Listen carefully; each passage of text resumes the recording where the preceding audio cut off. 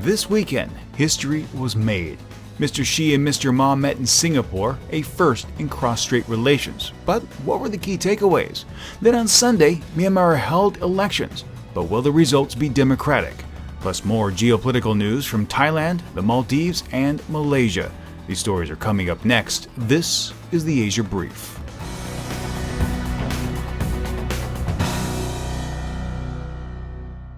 Hey everyone, Steve Miller here on this Monday, the 9th of November, 2015. Thank you so much for joining me. We're going to go ahead and kick things off this week with history being made in Singapore.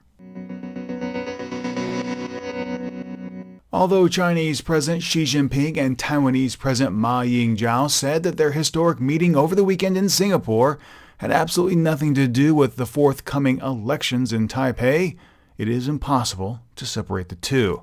Already, the meeting has found itself into the campaign trail, and it will continue to stay there until the ballots are cast a short time down the road. Now, while the two presidents stood on stage proclaiming one China, the subtleties of their messages should be noted. Mr. Ma spoke of a Chinese nation, while Xi noted that no power can separate the mainland from Taiwan, and that discussions are not to be on a state-to-state level. This is where the tie into Taiwan's elections come into play, as Democratic Progressive Party frontrunner Tsai Ing-wen hasn't endorsed the One China system or the 1992 consensus, since the two nations are still technically at war, noting that she'll only maintain the status quo. Now that isn't good enough for Mr. Xi, who told Ma that Tsai's party's support for independence was a threat to peace, and since Beijing has said it would retake the island by force if necessary, Xi once more flouted Beijing's power. So what are some of the other takeaways? Well, not a whole lot. Xi came across as a more seasoned leader and made a bigger impression. Some have even gone as far as to say that the event placed Xi in a higher status position. Back home, criticism of Ma's trip was not only quick, but also preemptive, as some 100 protesters tried to storm the parliament building in Taipei before the meeting took place. Those that stuck around for a sit-in burned images of the two leaders with slogans calling Xi a Chinese dictator and Ma a traitor. In fact, during the meeting between the two leaders, Ma didn't even bring up democracy, but rather focused on his legacy of cross-strait ties. William Stanton, a former U.S. diplomat and director of the Center for Asia Policy at the National Tsinghua University in Taiwan, summed it up this way. He didn't talk about freedom, democracy, human rights, even though those are things he used to talk about. Ultimately, this meeting was about Ma trying to look good on his way out of office and take a stab at history. It also showed that the truly bigger player in the arena is Xi, who is ready to do what it takes to make Taiwan part of one China. He's perfectly fine waiting things out and letting Taipei choose its route, but also not shy about making it clear that he'll do it by force as well, should independence be declared. Free and open elections, not something Myanmar is known for. The voting that took place on Sunday was the first event staged in some 25 years. The 32 million or so registered voters in the country, estimates are that about 80% opted to exercise their ability to chart the course of the country's future, choosing among some 6,000 political candidates. National League for Democracy leader Aung San Suu Kyi, who is prohibited from being present because of constitutional laws, cast her vote in a huge media show, although she didn't speak or acknowledge reporters or even her supporters while doing so.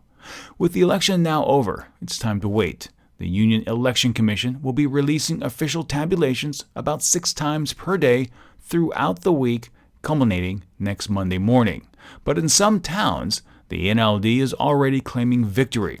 Both sides have said, as well as the military, that they will abide by the official results. Alexander Lambsdorff, the chief European Union election observer, noted that the election was not free of flaws or shortcomings. One such example cited was the lack of Muslim candidates being fielded. One thing to keep an eye on is this. If the NLD wins, as is widely expected, and gets the number of seats needed to select the president, will Suu Kyi follow through on her pledge to be above the president, meaning that since she is barred from holding office, that if the NLD wins the presidency, will that person essentially be her puppet? And if that's the case, what does that mean? I mean, the constitutional clause prohibiting her candidacy, I think, is wrong. But it is still the law. What she is promoting is circumvention. And quite frankly, that is not in the spirit of democracy.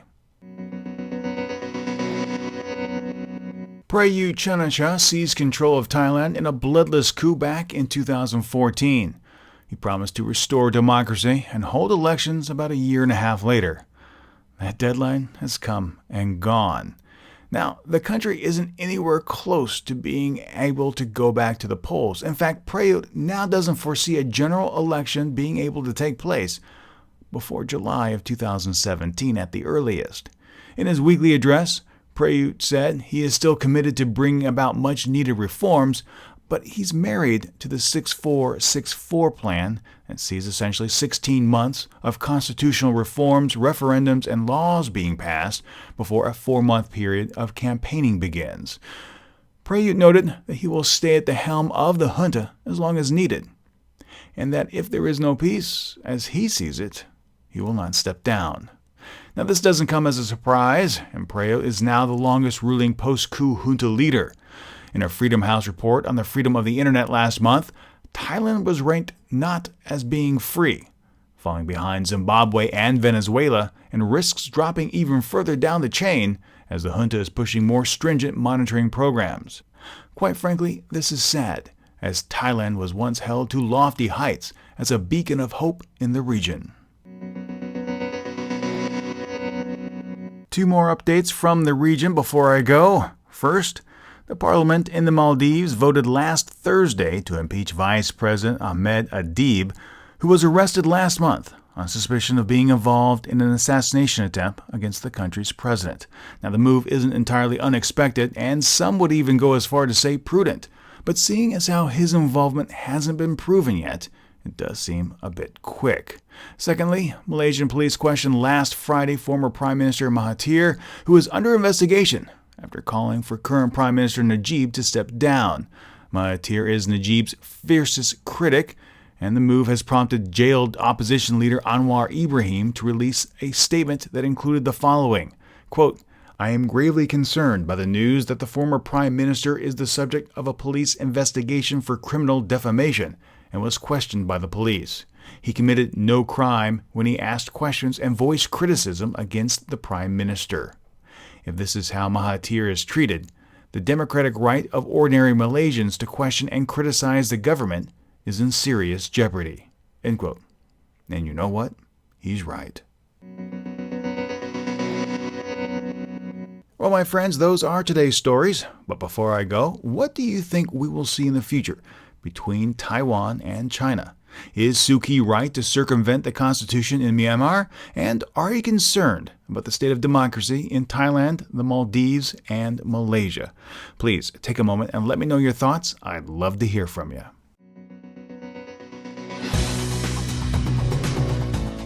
The Asia Brief is a special feature of the Asia News Weekly podcast. If you enjoyed the podcast, please share it with your friends, and if you haven't, subscribe.